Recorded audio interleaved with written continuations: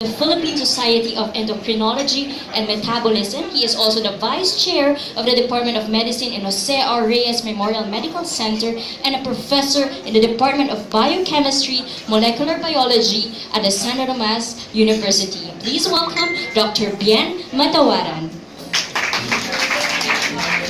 Thank you very much, Portia. So again, good afternoon to everyone. Magandang hapon po. I would like to thank, of course, Merck Philippines for inviting me to talk about, nerve awareness. And this is a very good activity, especially for the lady regarding this particular problem.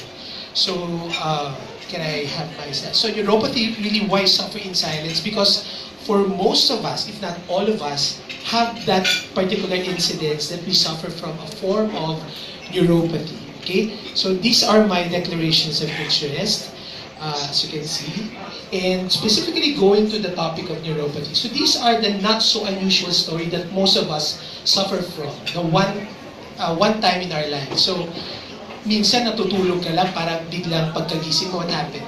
There is numbness, tingling sensation, and that is usually a transient condition that affects your nerve.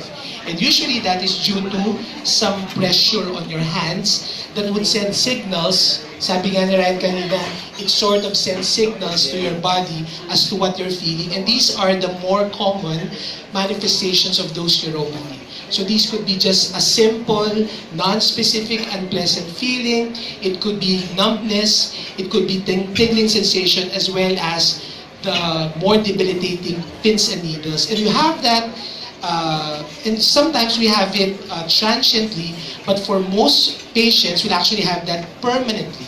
And that is primarily what we call neuropathy. Okay? So this is a condition that develops as a result of damage to the peripheral nervous system. So what is the peripheral nervous system? These are the nerves. So that's in yellow.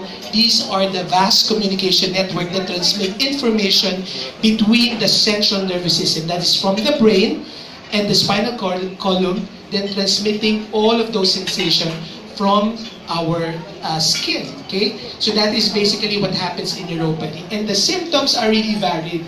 It's actually a spectrum. No?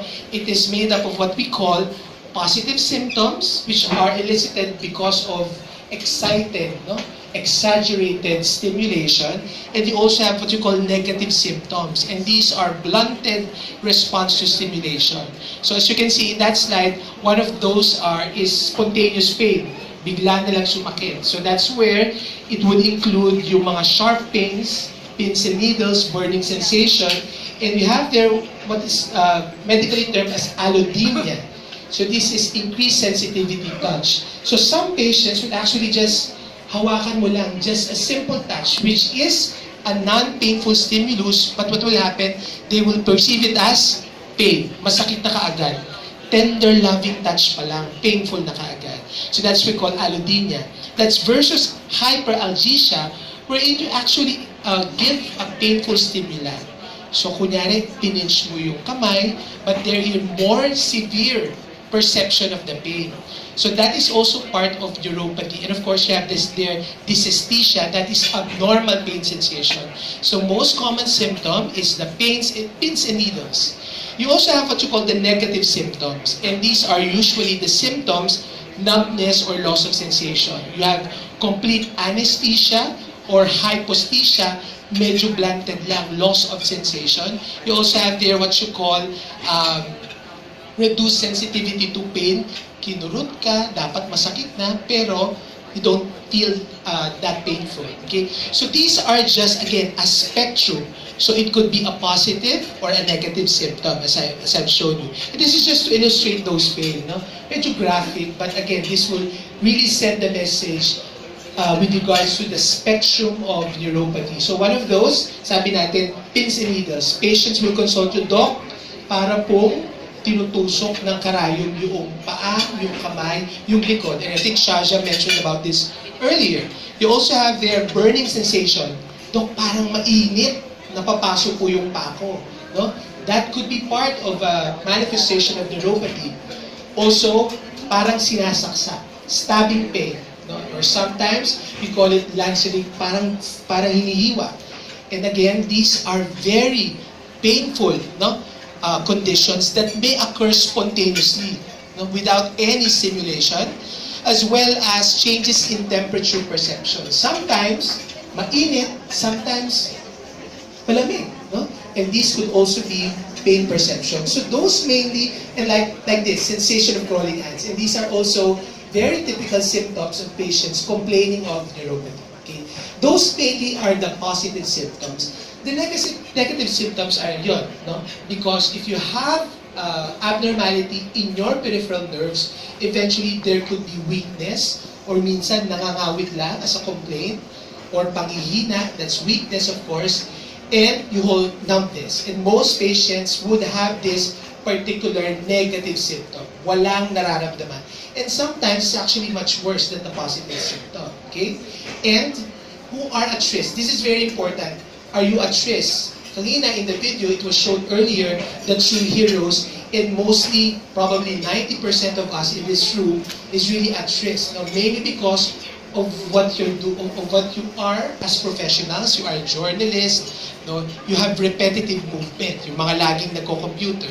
So systemic diseases or disorders, very common, are diabetics. Okay? So around 70% of diabetics will suffer from one form of neuropathy, peripheral neuropathy. And I will highlight that later. So diabetics, those with metabolic conditions, those with thyroid problems, hypothyroidism. So these are general medical conditions that can cause or develop neuropathy.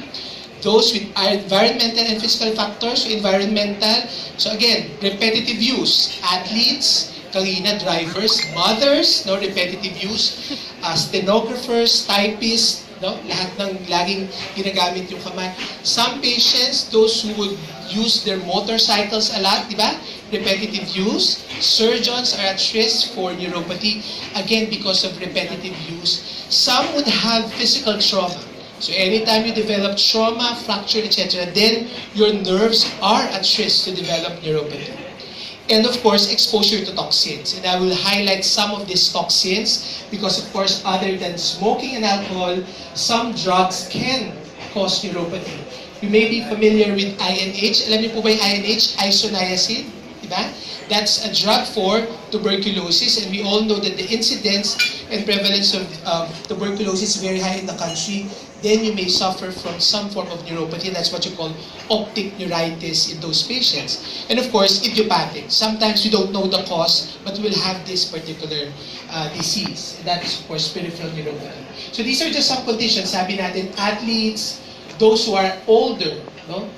Sabi nga kayo na 1 of 3. Older patients, individuals will suffer from neuropathy. But of course, that's not exclusive only for the old. Okay?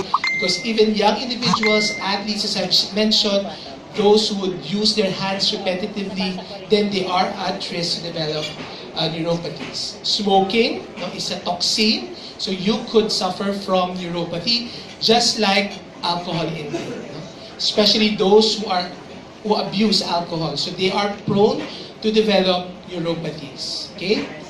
And of course, as I mentioned earlier, diabetes mellitus is a very important risk factor for neuropathy. Sabi ko kayo na 70% no, of diabetics, and the prevalence of diabetes in the country is now as high as 5 to 7%. And you can just imagine how many of the 100 million Filipinos would suffer from a complication of diabetes mellitus, and of course that is neuropathy.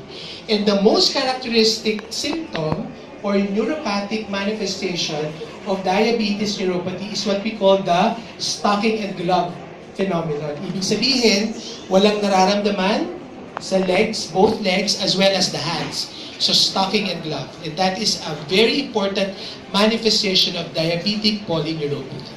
Okay? So how can we prevent it? Of course, the most important is to identify what are your risks or what is your risk. And of course, target those risks, and of course follow these simple maneuvers to actually prevent neuropathy. Healthy lifestyle, balanced diet, sufficient time for rest, optimization of your neurotrophic B vitamins, and of course for diabetics, very important that you control blood sugar. Okay?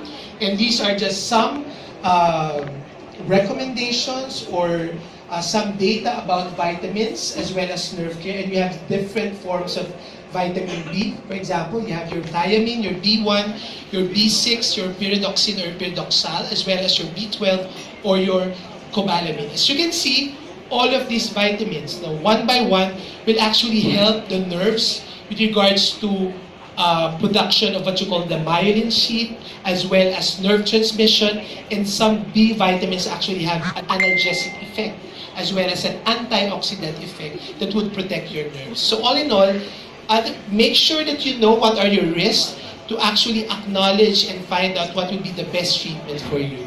So I early on started the talk with why suffer in silence. So probably now, a very little knowledge on who are the patients at risk, or without you knowing, meron ka na palang symptom doon. That's more unfortunate. Without you knowing it, you're actually one of those patients suffering alone because of neuropathy. Now I think there is really some way of addressing that suffering, and you can actually be cured, if not alleviated from that suffering. Okay? So again, thank you very much for this opportunity and good afternoon.